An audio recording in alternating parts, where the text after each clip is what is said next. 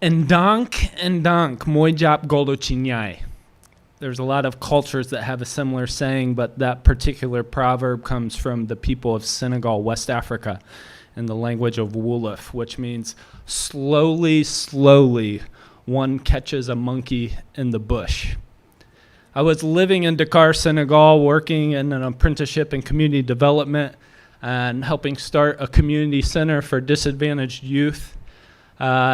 Enjoying my time, learning a new culture, taking in a new language, and I found that the kids in the community were my best teachers. I would teach them English terms that they so badly wanted to know, like head, shoulders, knees and toes. And they would kindly tutor me in the equivalent of tanka, locho, nope, becken, bat, but, gemen. But it went more like this. Tanka, locho, nope, becken, bat, but, gemen. So as I was engaging in different activities in our community center, we had about 200 kids on a given day that would come. But one day, a little kid walked into the center, but it was more of a shuffle into the center. And this boy's name was Usman. And as he walked in, his legs were severely crippled, his arms very contorted, his eyes were very dim, and his clothes were covered with urine and feces. So I took him into the center and set him on the counter, cleaned him off head to toe, gave him a new outfit to wear, including our center t-shirt, and I sent him outside to play while I cleaned up the remaining mess. And then soon I began to hear the kids chanting, "Golo, golo, golo." And I was like, what? There's a monkey in our courtyard? Because there's not monkeys in Dakar, Senegal. So I ran out and I noticed it was the kids teasing and picking on Usman, calling him monkey, monkey, monkey. Usman didn't attend the center regularly. It was a long walk from his house. It took a lot of effort. But over time, as he came, those dim eyes became much brighter and began to sparkle. And when he would see me, that awkward shuffle became an even more awkward run, as he would run and we would embrace each other with his contorted arms around my waist and his face against my chest. But the beautiful thing was that the kids began to catch on too, his friends. The apex of the moment was one day he was the anchor leg in a relay race. And his team ended up winning because the other kids got him a substantial lead. And as they won, they gathered around him and began chanting, "Usman, Usman, Usman."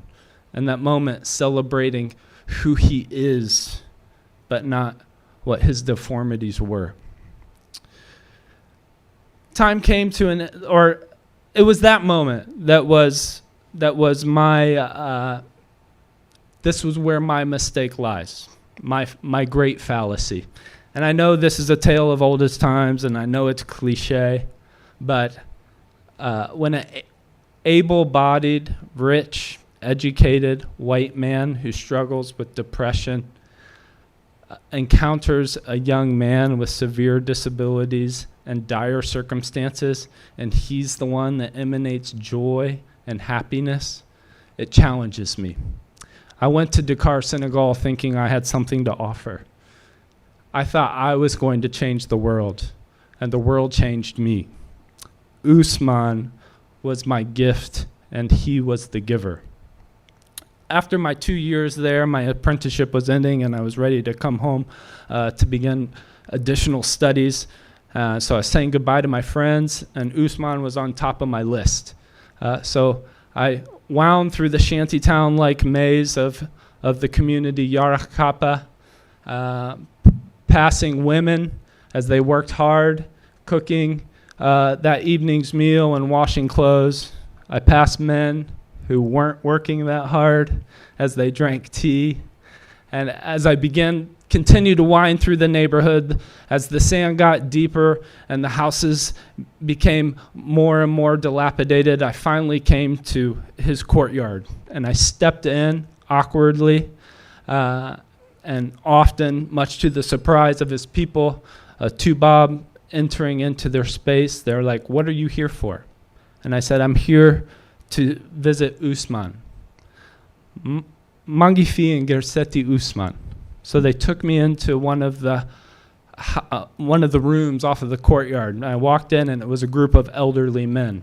And so I awkwardly did the ritual engagement, but said, "No, I'm here to see Usman, little Usman Bundao." And they took me to a different room, and it was middle-aged men. And so I had to do the same awkward salutations. But I said, "No, I'm here to see Usman Bundao and Dao. Because when you want to emphasize something in Wolof, you just say it more times. So finally they said, "Oh, you mean Usman the monkey?"